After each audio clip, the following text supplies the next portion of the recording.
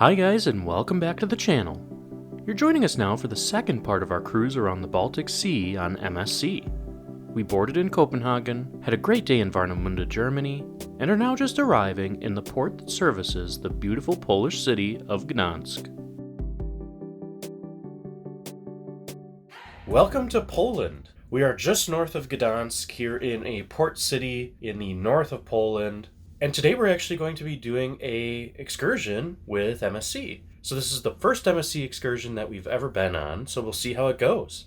It's really just a tour around Gdansk, but given that we'd have to get a shuttle on our own to the train station, then take the train about 30 minutes down to Gdansk, and try to get back before we depart, we just thought there was too much of a time crunch to try to figure out ourselves, so sometimes it's nicer just to take the excursion with the cruise line, have them sort out the transportation, and give us the time we need to explore the city. So we'll see how it goes. For excursions on this ship, we had to meet with our group in the Pierogi lounge. We took our excursion ticket that we received when we embarked and headed up to wait for our number to be called. We then made our way out to the buses and soon were on our way to Gdansk. The drive itself was actually quite peaceful, and it only took about 40 minutes. On the way, we did have a tour guide that provided us with a history of the area, as well as a background of what we would see once we reached our destination. To be honest though, we were just as content looking out the windows. When we arrived, we received our wireless headphone sets that would allow us to hear our guide in the noisy city center. We made our way to our first stop, the Green Bridge, which was right next to the Green Gate, the largest gate in the city built in the 16th century. From here we could also see another major attraction down the river, the huge multi-story treadwheel crane that was designed and used by ships in the late 14th century. Our tour guide led us into the city and provided history for many of the buildings that you can find here, including the town hall with its huge clock tower, the so-called Golden Gate with its beautiful statues and gold inlays, the prison tower, which is now also a museum, the Artist Court building, a restored 14th century merchant meeting house with an amazing statue of Neptune in a fountain out front, the Armory, which is a huge restored 17th century building that of course used to house the city's munitions, and this absolutely stunning merchant's house called the Gold House.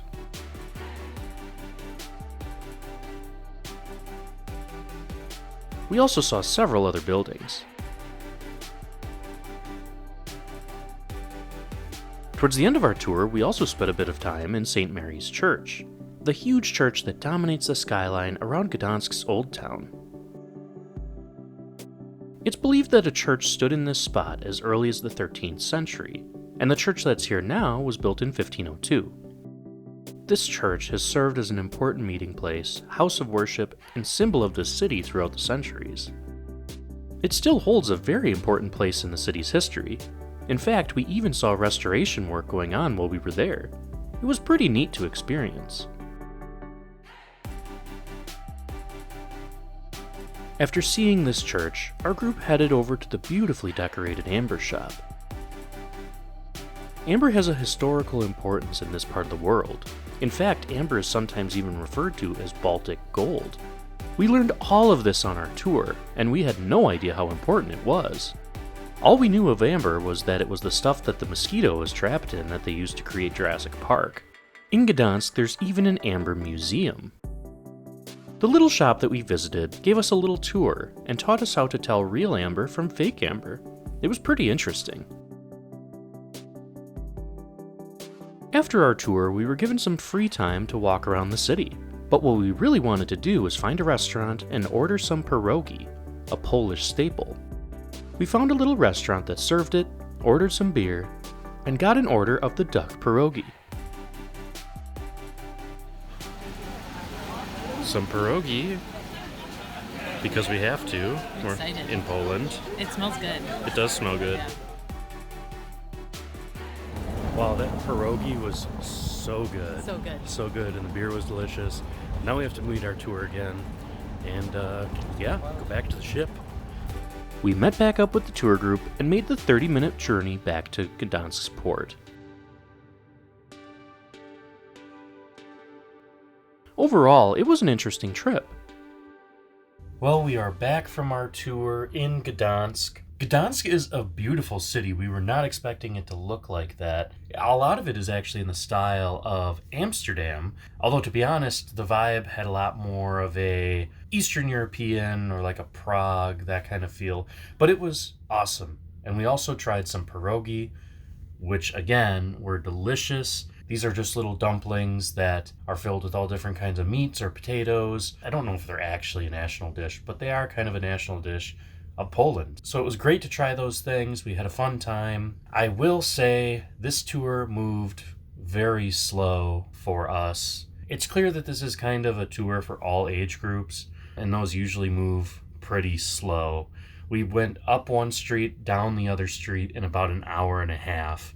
And unfortunately, a lot of the sightseeing was us standing on a bridge or down an alley and pointing and saying, hey, look at this thing over there, instead of actually going to see it. So we did have an hour of free time. So we used that to go see a few more things and then, of course, stop for pierogi and beers.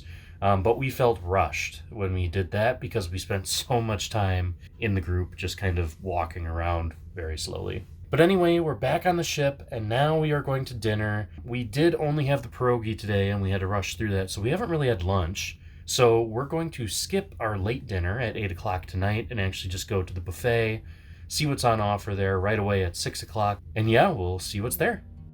We headed up to the buffet on deck 13, awaiting another probably subpar meal. We got the pork chop, which was not very good, but we can say that the salads and pastas here were pretty decent throughout the cruise. We'll give a summary of all the food and our thoughts in a later video. Tonight, we also went to see some more entertainment in the theater. As we've mentioned in our previous videos, MSC has gotten very mixed reviews on the quality of the entertainment here. All guests basically agree that the entertainment is, well, let's just say non-traditional. Tonight was no different. It was a show highlighting Italian culture. We saw several people in costumes go to a Venetian ball. A bunch of puppets dance around to music.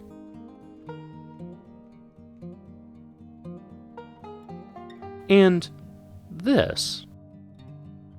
Once again, though, we can't say that we weren't entertained. As we got back to our stateroom, we were steaming off into the evening towards our next destination. We started our morning with breakfast in the buffet, which was a pretty typical cruise buffet breakfast, and not too bad. Today we were in Visby, a small medieval city on the island of Gotland, part of Sweden. This island is located pretty much right in the middle of the Baltic Sea. So we are headed out to Visby on the island of Gotland in Sweden. Yeah, we're just going to take it easy today. We weren't alone in port today. Fred Olsen Cruise Line's Balmoral was moored right next to us. It was actually pretty interesting to see a smaller ship than the Poesia right next to her. We were about to walk into the city from the port, but then we saw that there was actually a shuttle here that offered rides to everyone for 10 euros round trip. So we took that. We were actually pretty surprised to see this because MSC didn't mention the shuttle bus at all.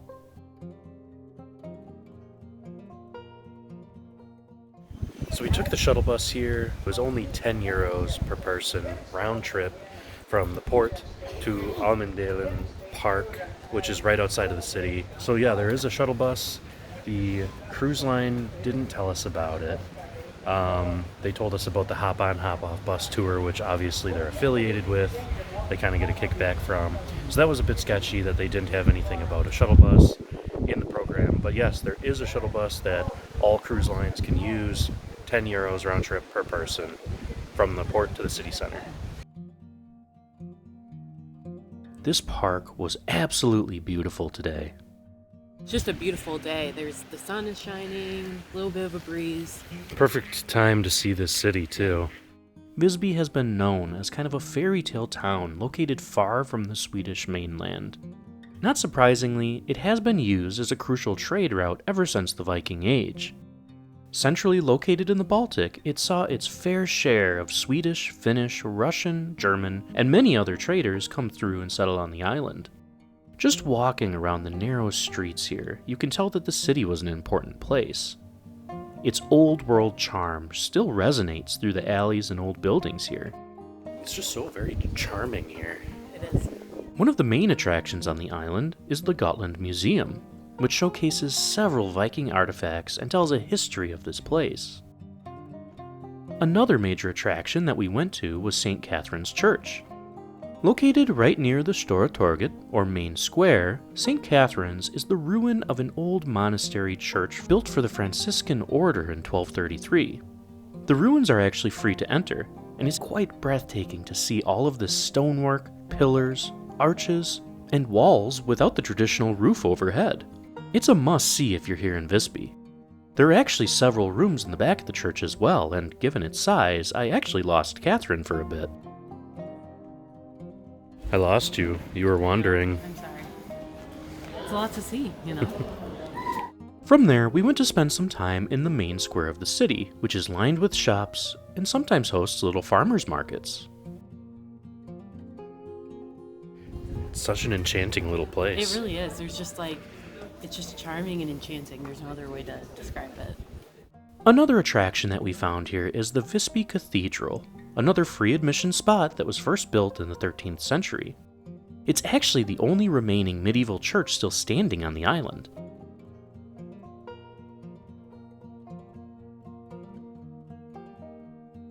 We really enjoyed walking through this little village. It's such a historic place, and you can see that history almost everywhere you go.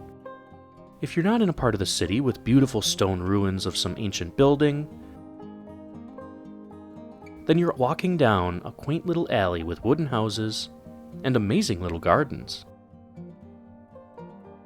Every corner we turned here, we were transported into a fairy tale-like world. It's kind of crazy that places like this still exist, and that people actually live here full-time. There were also several animal statues throughout the city. Pet the ram. Maybe that's bad luck. That guy's sitting on it. You can pet it. No. Look at it. He's so nice. No.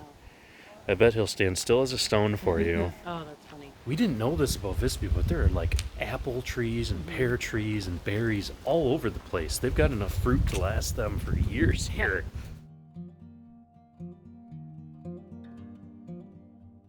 In keeping with the medieval theme of this little village, the entire Old Town is actually still surrounded by its original wall.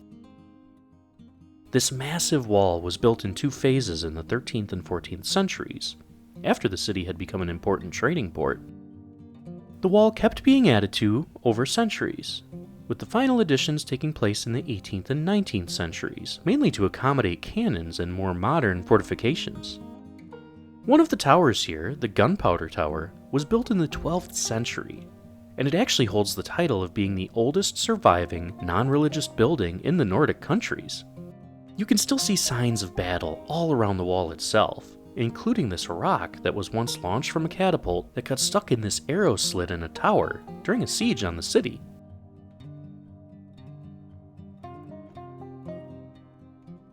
We made our way to higher ground to get a better view of this magnificent city, finding a great lookout spot right above the Visby Cathedral.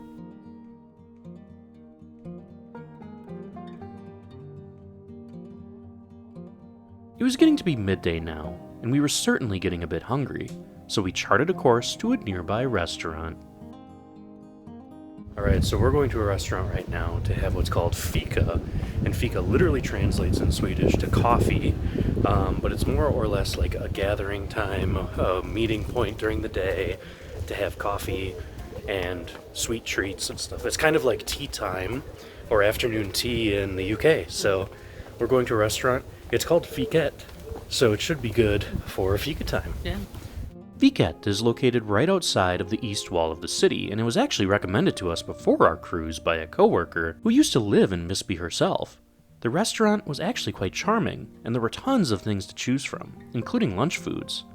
However, we decided to go with the traditional sweet treat route for Fika. So we got some chocolate cake here with cream and a cappuccino, and then I went for a rhubarb cranberry mix cake. Looks very good. This nice little Fika, it's called, at a little Fika restaurant. This meal was amazing, and we can definitely recommend the restaurant if you find yourself in Visby. From the east gate, we started walking back down into the city. We had to get back to the west side of the city to meet our bus to get back to the ship. On the way, we stopped at some lookout points to get amazing sea views, as well as taking in the little squares that are around this city.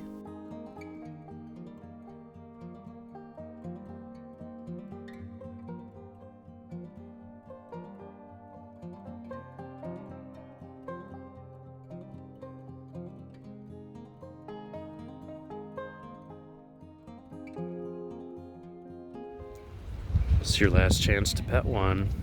I'm good, you know? Let's just let them be. Just give him a look at him. He's staring at you. He's got eyes. Just the one eye. As she always seems to do, Catherine found a little friend in the park. This one actually came running up to us. Yeah, well, he Yeah. came up running up to me. I know, it kind of hurt my feelings. Let's be clear. He just came up to me and started rubbing up. Yeah. We spent some time down by the water waiting for the bus. There was even more history to be seen here, with these old World War II bunkers, since filled and closed off to the public, that were looking out to sea, obviously guarding the city during the 40s. The views here were absolutely spectacular.